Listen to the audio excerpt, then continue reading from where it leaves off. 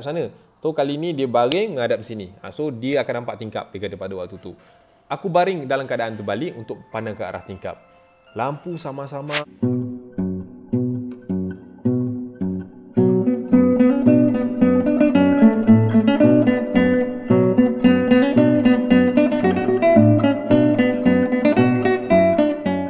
Alright guys, Assalamualaikum. Welcome back to my channel. Okay. So, hari ni dah hari Khamis guys. Macam aku cakap, ini adalah sambungan untuk Aspura part 2. Kita nak berkongsi cerita lagi untuk hari ni. Kita dah buat 2. So, hari ni kita nak settlekan lah. Alright. So, yang mana-mana dah masuk tu, terima kasih. Jangan lupa tekan like, jangan lupa tekan subscribe dan juga turn on bell notification. Alright. So, hari ni sebelum kita nak mulakan kisah ni, tak ada apa. Korang baca doa dulu lah. Kasih roll it dulu. Roll it. أنزلنا هذا القرآن على جبل لرأيته خاشعا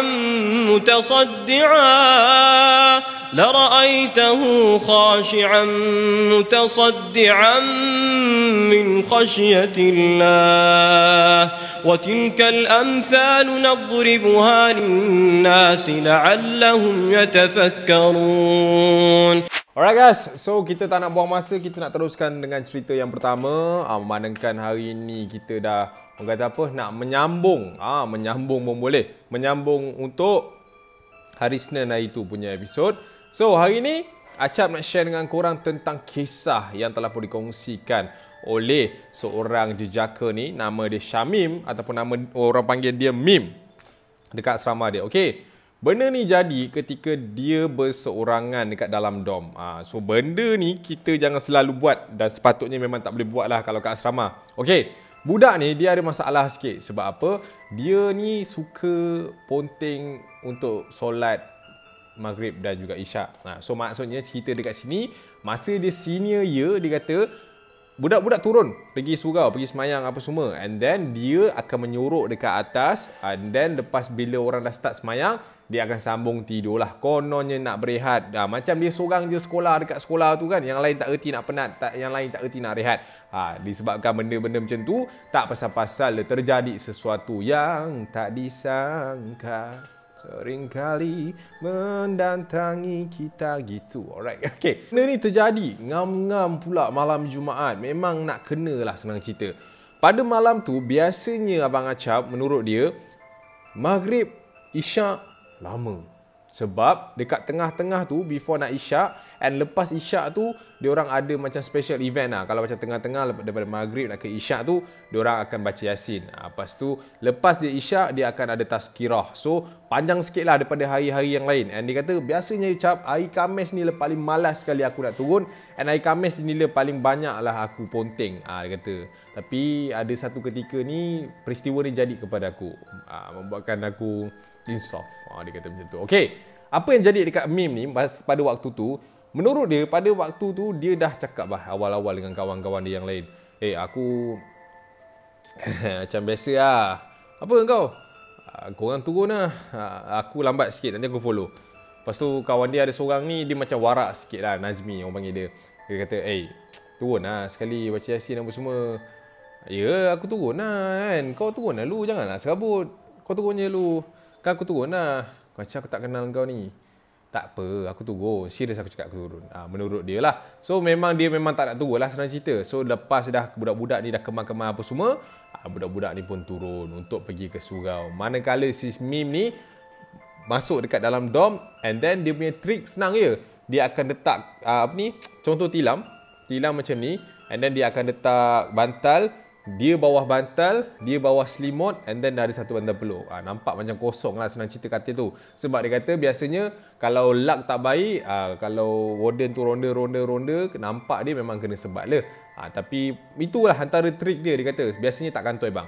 Okay, nak jadikan cerita pada malam tersebut, selepas je trik tu saya buat, saya kembali ke katil saya sendiri untuk saya baring, and then nak tidurlah, kononnya nak berehat pada malam tu.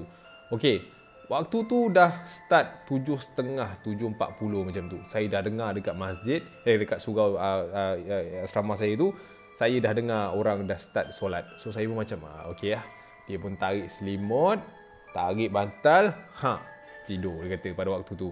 Pada waktu tu Abang Cap, saya macam dah lena habis lah. Memang dah tak rasa apa-apa dah. Memang dah orang kata dah jauh lah travel kan. Sampailah satu ketika ni saya tersentak pada waktu tersebut. Dia kata, okey, masa dia tidur tu, dia macam tiba-tiba dia macam macam tu lah, tersentak. So pada waktu tu, kenapa dia tersentak? Menurut dia, Abang Acap, saya terasa ada orang seolah-olah pegang bahu saya pada waktu tu. So saya macam, saya ingat budak-budak ni dah balik. Saya pun toleh lah. Saya tengok dom masih lagi gelap dan suasana masih lagi sunyi sepi pada waktu tu. So saya macam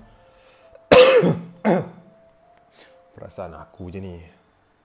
Sambung tidur lah. Dia pun sambung tidur pada waktu tu. Dia kata pada waktu tu dia dalam setengah jam lebih kurang dia terlelap sekali lagi. Sekali lagi dia rasa bahu dia dipegang. Main lah. Dia pun bangun. Dia bangun and then dia duduk. Suasana gelap lagi ni, sunyi lagi ni.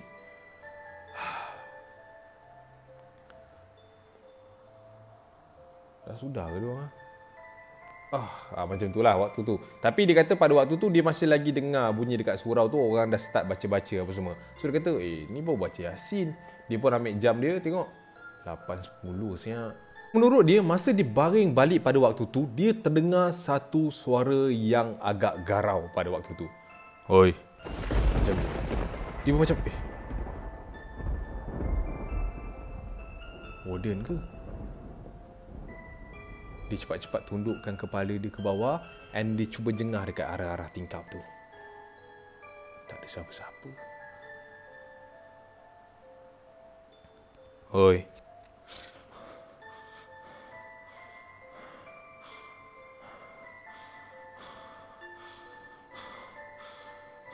Dan pada waktu tu dia dah seram lah. So dia pun baring. Dia baring. Dia selubungkan diri dia pada waktu tu. Dia dengar sekali lagi satu suara yang garau tadi.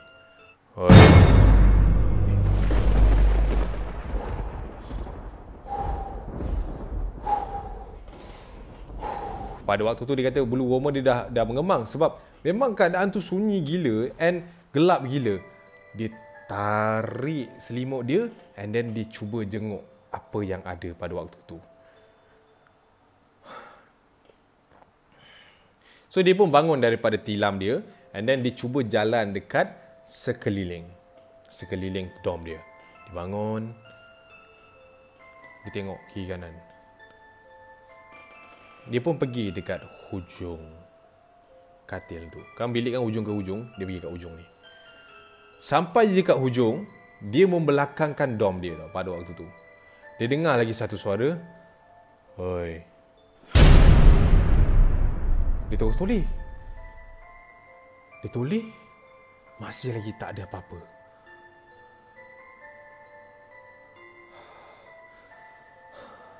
Oh, time tu dia kata dah berpeluh dah. Dia dah bulu roma dia dah memang jantung dia dah tak rupa jantung lah waktu tu kan. Dia beranikan diri untuk ke depan sedikit. And pada waktu tu Abang Acap, masa saya ke depan sikit, dekat belah kanan saya tu, rasa seperti ada orang sedang tinjau saya. So saya macam, kau faham tak situasi tu? Bila kau kena usha, mesti kau tahu kan ada orang tengah tengok kau. Saya pun jelingkan mata saya, ujung mata ke arah kanan saya. Pada waktu tu Abang Acap, saya ternampak ada satu lembaga putih. Saya tak tahu macam mana tapi ada benda putih dekat belah kanan saya. Saya perlahan-lahan jalan untuk pergi ke arah pintu.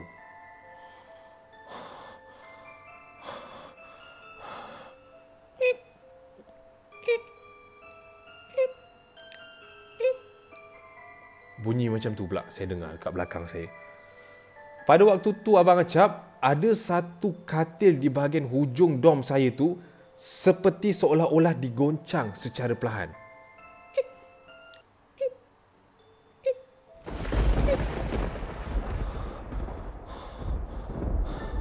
Saya masih lagi berjalan menuju ke pintu tersebut.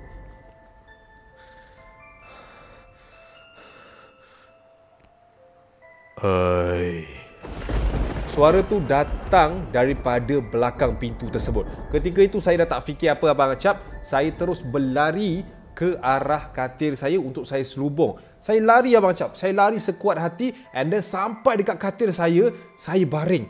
Saya baring dan saya tutup selubung tu. Memang saya selubung, saya tak nak. Saya menggigil dekat dalam tu, saya tak nak tengok apa yang ada dekat luar tu. And pada waktu tu Abang Acap, saya rasa seperti daripada bawah tilam saya tu ada orang sedang menolak. Tang. So maknanya dia baring je, dia macam, oh pada waktu tu dia memang dah, oh ya, apa benda ni, apa masalahnya ni pada waktu tu. Dia kata, tapi saya pun tak tahu kenapa pada waktu tu saya berani untuk tinjau apa yang ada dekat bawah katil pada waktu tu Abang Acap. Saya turunkan kepala saya pelan-pelan pada waktu tu. Saya turunkan kepala saya separuh demi separuh untuk lihat apa yang ada dekat bawah katil pada waktu tu. Saya tinjau dekat bawah. Ternyata dekat bawah tu kosong Abang Acap. Memang tak ada apa-apa yang ada dekat bawah tu. So saya rasa mungkin itu ketakutan saya dan membuatkan saya terperanjat pada waktu tu. Saya pun rasa lega dan saya segera bangunkan kepala saya untuk baring semula dekat atas tilam ataupun katil saya pada waktu tu. Masa saya nak baringkan balik badan saya tu Abang Acap, alangkah terperanjatnya bila saya naikkan kepala, dia betul-betul ada dekat depan saya. Serba putih, saya tak nampak muka dia, tapi apa yang saya dengar daripada situ hanya satu suara. Oi. Sekali lagi, saya betul time tu berlari, melompat daripada tilam saya tu, saya keluar dom saya and terus berlari ke arah surau. Pada waktu tu Abang Acap, diorang baru sahaja selesai bacaan tazkirah isyak tu, and diorang tengah on the way nak balik ke dom saya. And pada waktu tu saya turun ke bawah and saya pergi ke arah diorang and bagi tahu apa yang jadi pada waktu tu. And memang kantoi lah bila kau dah macam tu kan. Pada waktu tu mereka semua naik ke atas dom and diorang check memang tak ada apa-apa dekat situ. Tapi apa yang memelikkan pada waktu itu, cadar, tilam, bantal, semua telah pun bergelempangan dekat lantai. Saya tak buat semua tu Abang Acap. Dan saya didenda pada malam tersebut dan saya dikenakan tindakan oleh pihak sekolah. Di esok harinya saya digantung asrama selama 2 minggu kerana ada unsur-unsur vandalisme dan juga yalah macam-macam benda lah jenayah yang saya pernah buat dekat situ and kantoi semuanya pada malam itu. And itulah cerita yang dikongsikan kepada aku. So guys, kalau korang nanti bila dah habis PKP yang aku tak tahu mungkin sampai kiamat ni, korang balik asrama, make sure orang pergi semayang, kau tak payah nak menyuruk-nyuruk. Dengan Tuhan kau boleh tipu-tipu, dengan hantu kau takut. Tak faham betul.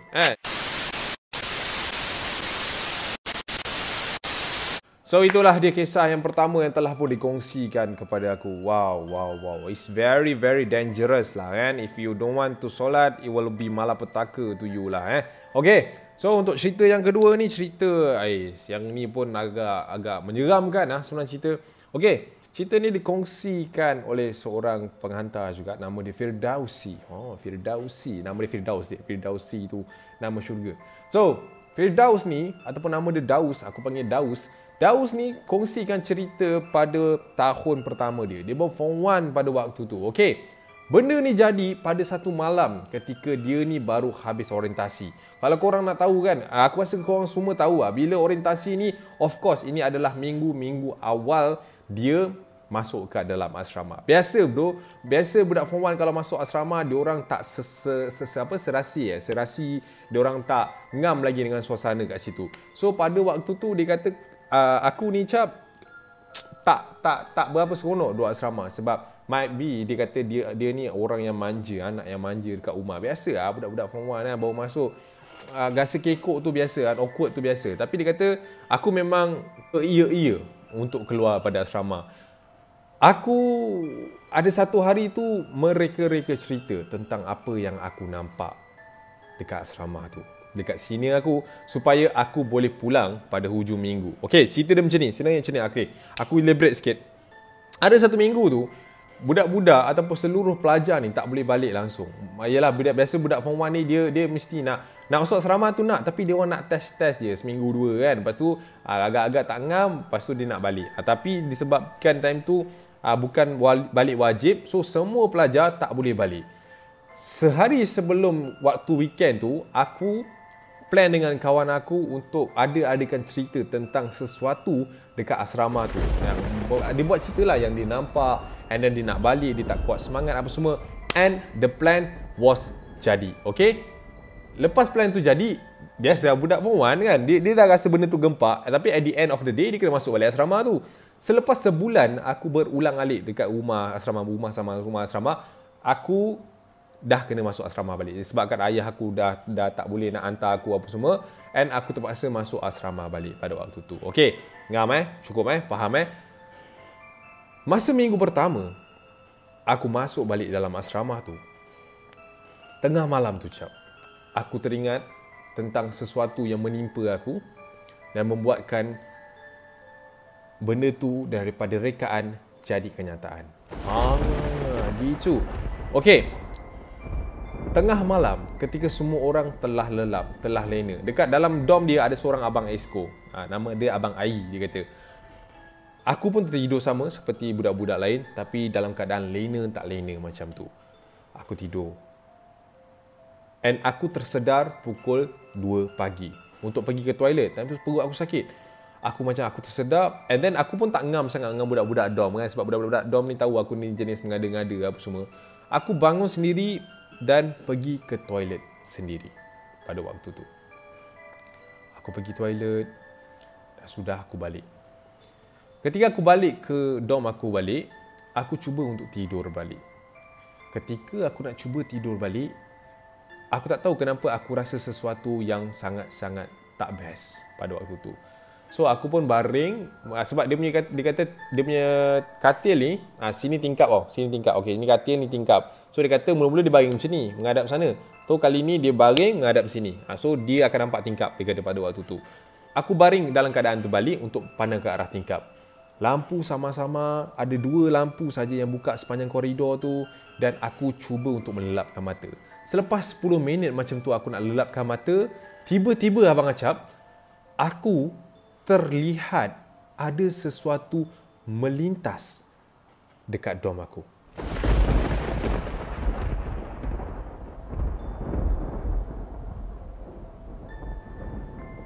Budak pergi toilet ke? Pada waktu tu. So aku pun expect budak pergi toilet lah. So aku pun nak tidur lah kan. Aku pun ambil position untuk baring. Masa tu abang Cap, aku baru realize something yang sangat-sangat menakutkan pada waktu tu. Kalau dia pergi toilet, ini asrama lelaki. Pada waktu tu. Sebab apa? Dia kata yang jalan melintasi dia tu, dia nampak rambut dia panjang, seperti seolah-olah seorang perempuan. Mana datang perempuan kat asrama lelaki kan? Dia pun dah pelik.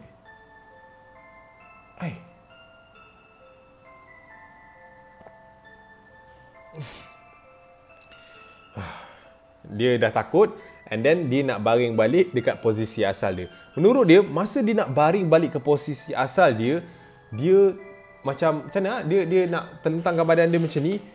Time tu abang Acap, aku nampak sekali lagi wanita tersebut melintasi tingkap dekat luar.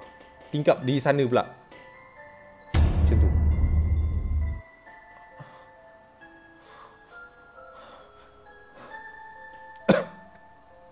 Time tu aku dah mengemang lah. Sebab kalau kat depan tu, mana ada kau nak lalu, mana koridor, mana kan? Dia nak pergi mana? Aku nak kejutkan Abang Ai pada waktu tu. Aku turun daripada katil aku. masa aku nak berjalan ke arah katil Abang Ai, time tu Abang Acap, masa aku keluar je daripada katil aku tu, aku terlihat ada satu lembaga berwarna hitam, rambut panjang sedang bertenggek di atas loka hujung bilik tersebut.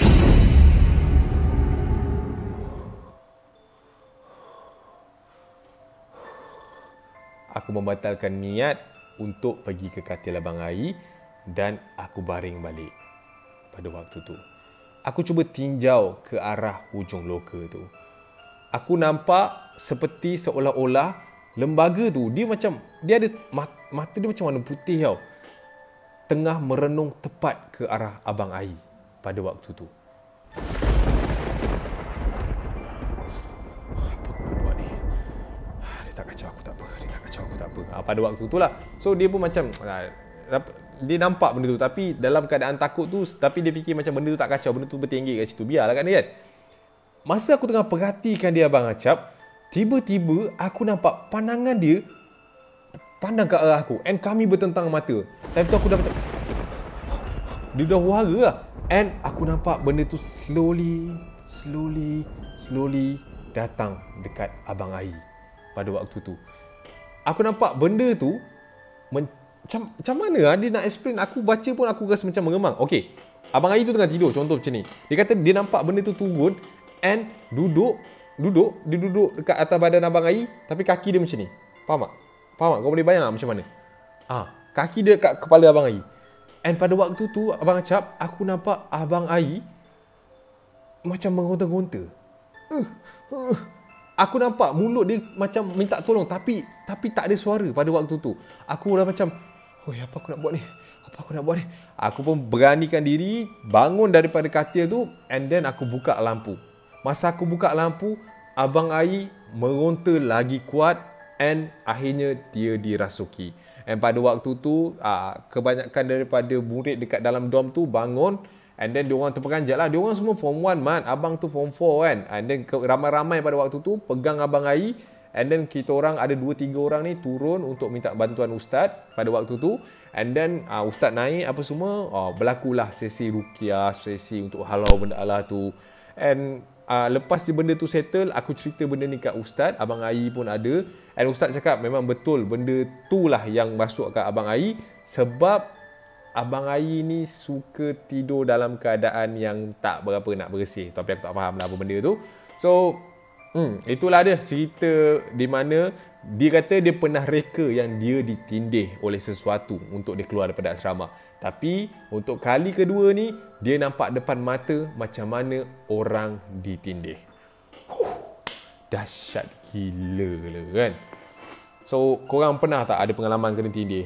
Dia bila macam hopeless gila kan. Kita macam tak tahu nak buat apa. So itulah cerita yang di-sharekan oleh Min kepada aku. So korang jangan nak reka-reka cerita Mat. Benda ni jangan buat hal. Hang reka, hang kena. Tu je cerita dia. So itulah dia. Part 2 of Aspura aku nak berkongsikan kepada korang. So untuk apa ni? Ini part 1 lagi lah sebenarnya. Aku pecah 2 je. Itu cerita dia. Untuk sebab time tu untuk yang part 1 dekat hari Senin tu kan dah setengah jam tau. Tapi baru 2 cerita. Kalau aku tambah lagi 2 ni aku rasa sejam video aku. So aku rasa macam panjang sangat untuk Aspura ni. Yang ni masih lagi part 1. Dia bukan part 2 sangat lah. Dia masih lagi part 1. Tapi ada 4 cerita yang telah pun dikongsikan kepada Acap. So ini cara Acap untuk memecahkan dua benda ni. So kalau korang nak Acap buat Aspura lagi, korang boleh komen dekat bawah macam biasa. Ataupun korang nak benda lain. Korang nak Acap cerita pasal benda lain pula. Rumah sewa ke, pasal benda-benda yang mistik ke, bangunan ni ke kan. Acap pernah terfikir untuk pergi interview mana-mana guard. Ada seorang guard tu macam dia dah lama dekat sini. So aku macam nak pergi interview dia kan. Mana tahu ada benda-benda yang menyeramkan ke kat area sini kan. Bukan nak kata nak mencari, tapi yalah, mana tahu dapat benda-benda rare kan. So aku rasa why not kan. So korang komen lah kat bawah korang nak macam mana. Untuk yang mana-mana request aku buat vlog ke apa, minta maaf lah aku tak boleh nak buat sendiri sekarang sebab aku sorang-sorang. Untuk buat paranormal apatah lagi, tak boleh lah. aku tak seberani yang lain kot. Aku rasa sebab benda-benda macam ni tak boleh buat main kan. Kadang-kadang kita kata kita buat benda tu untuk konten, benda tak nampak kita cakap nampak, lepas tu viewers pun duk cari-cari kat mana kan. Tapi kalau boleh aku akan buat lah. Tapi kalau tak mampu, aku hanya boleh berkongsi cerita lah. Tapi kalau korang ada apa-apa suggestion, korang boleh klik dekat bawah. Okay, so sampai sini sahaja. Terima kasih kerana dengar cerita Acap yang tak jemu-jemu korang dengar daripada dulu sampai sekarang. And then kita akan jumpa balik macam hari Isnin. So lepas ni Acap akan buat macam ni hari Isnin dengan hari Khamis. Jangan tanya lagi, jangan tak faham lagi. Isnin dengan Khamis topik yang sama, tapi Acap akan pecah dua supaya kita tak ambil masa yang lama untuk mentelaah sesebuah cerita. Tapi mungkin Isnin tu tak tahulah 2 atau 3 cerita. Kalau Acap ada 5 cerita, 3, 2 ataupun 2, 3. Lebih kurang macam tu lah. Alright, so kita akan jumpa Isnin dengan juga Khamis, supaya korang tak tunggu lama lah. Nak tunggu Isnin dengan Isnin nanti panjang sangat masa dia kan. So sampai sini je video Acap untuk kali ni. InsyaAllah Acap akan datang dengan konten-konten yang lebih lagi. Kalau korang ada suggestion macam Acap cakap tadi, letak kat komen ataupun boleh terus PM Acap dekat Instagram. Ini IG Acap, TikTok Acap, boleh follow. So kita jumpa di video akan datang. I see you when I see you. Jaga diri, jangan takut kepada dia yang kita tak nampak, tapi kita takut kepada dia yang cipta kita untuk lihat segalanya. Gitu kan. Dan ada ayat. Okay, so sampai sini je. Have a day, have a night. Panjang umur. Kita jumpa lagi. Ciao lu. Bye bye. Assalamualaikum. Macam mana nak off? Okay, bye.